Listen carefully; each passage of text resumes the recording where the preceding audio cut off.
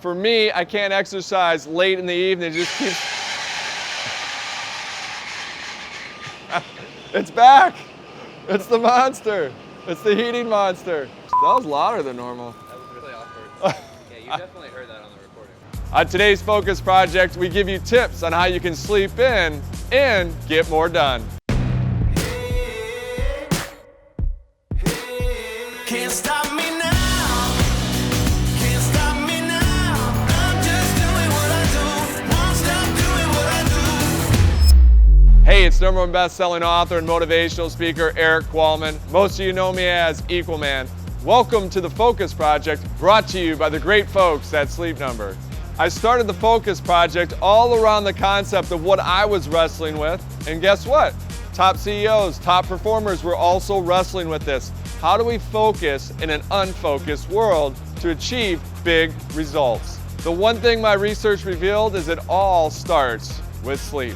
Well rested is exactly that. Are you tossing and turning? Are you getting up tons of times during the night? Or are you really getting that deep, well-rested sleep? Now, there are certain things that are common for all of us that will inhibit a good night's sleep. At the top of this list are electronics. We've talked about this on other Focus Project episodes. We need to make sure that we're not looking at our electronics right before we go to bed. So at a minimum, put a 30-minute bubble around when you look at your electronics. Now, the tip I just gave is simple, but it's not easy. For some of us, and you know who you are, you can't do it. So you've got to actually get the electronics out of your room. A few things I've learned from tracking my sleep patterns. Number one, I can't exercise late in the day. It keeps me wide awake.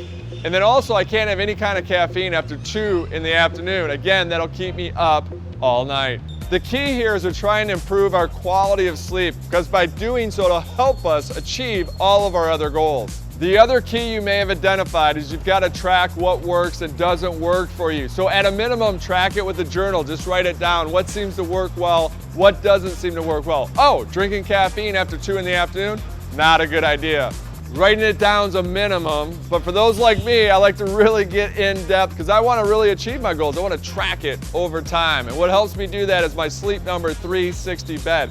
It actually does all the work for me. I log in the app what I do during the day. Did I exercise? What time did I exercise? Did I drink coffee? What time did I drink coffee? And then at night, the bed does all the work for me. It shows when I woke up, when I was moving around, when I was more rested, when I was less rested. And for my simple mind, it's great. It just gives me a score of 0 to 100. Am I improving over time? So again, to achieve all our goals out there this year, that's what we're trying to do with the Focus Project, trying to figure out how do we think big? How do we not run around with our hair on fire all the time? How do we focus on what matters most? So we're all trying to achieve great things out there. It all starts with the baseline of being well rested. That's it for today's Focus Project, brought to you by the great folks at Sleep Number. I'm your host, Erik Qualman. Most of you know me as Equalman. And until next time, remember, it's not what we take from the world, it's what we leave behind. Anthony, you had a good blooper last time. That was funny. Yeah. And then you went CSI. Boom, right? That's CSI? That black and white with the music? X-Files. Oh, see? I'm way off. The goal here is we're trying to get a better night's rest. It's a combination of hours, but also being our rearview mirror. He's going about 120. In and out on a crotch rocket without a helmet on. I record what I do during the day, whether I drink coffee, whether I exercise, what's the third one? Here we go, you ready?